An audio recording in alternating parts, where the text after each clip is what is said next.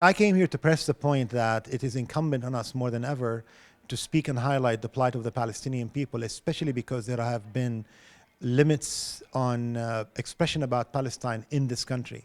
And these restrictions and the parameters of debate about Palestine have only gotten worse over the years since I came to this country 31 years ago. I wanted to stress that the story of Palestine had deep roots, that they do not go back in ancient history. It's a much more modern conflict, and the Zionist project was rooted on the imposition of the state of Israel against the Palestinian by brute force. That was on purpose. This is an utterly modern conflict. It is a conflict that was born in the late 19th, early 20th century. It represented the clash of modern ideas of nationalism between Zionism and Palestinian and Arab nationalism. That's the origins of the conflict. But we would be foolish or insensitive if we do not begin, as I do, with anti-Semitism. Anti-Semitism is the origin of this conflict. To come up with an idea in order to find a haven for Jewish people suffering from anti-Semitism, pogroms, is not in itself a bad project if it does not take place at the expense of another indigenous people. And it's like Maxime Rodinson said, I am not necessarily against a Jewish state if it want to take its place on the moon. Read the first aim of the Zionist Congress. They said the aim is the colonization.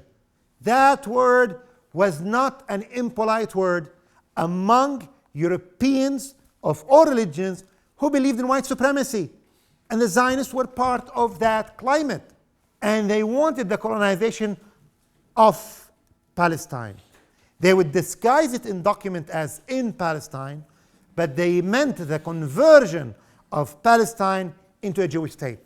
Now, some people believe that the problem was that those early founders did not know that there was an already existing native population there. It's the reverse.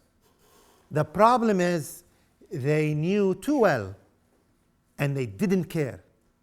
That is the utter callousness of the Zionist project.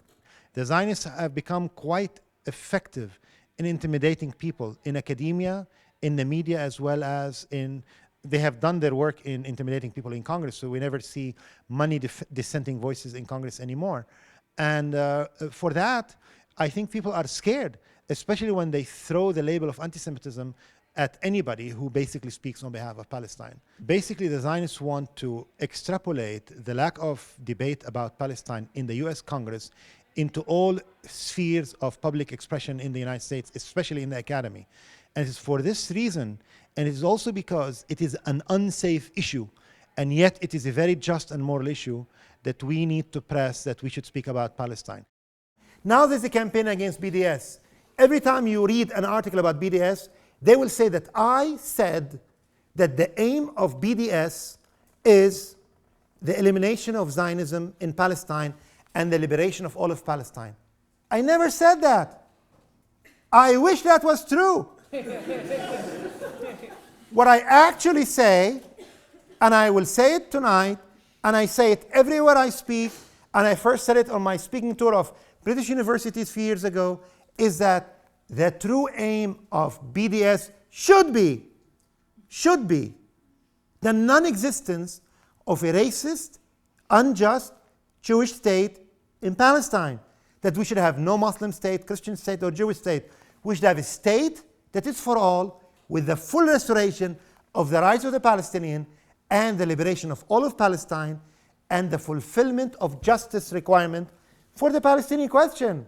I've always been a believer that no solution to the conflict can be achieved without restoring all Palestinian rights, including the return of all refugees and their compensation, and the establishment of a new state that has no label, not Jewish, not Christian, not Muslim, no religion in its identity, that is secular, which allows everybody to live in peace and equality. I think, as an advocate for Palestinians, as militant as I am about that, we should be equally, from the standpoint of justice, dismiss from our ranks any voices of anti-Semitism or anybody who flirts with anti-Semitism. This cause is too precious, and the struggle has gone for too long, And it is for that that the Palestinian poet Mahmoud Darwish said, for this glorious struggle of the Palestinian people, at least they deserve a state. They certainly deserve more. Thank you very much.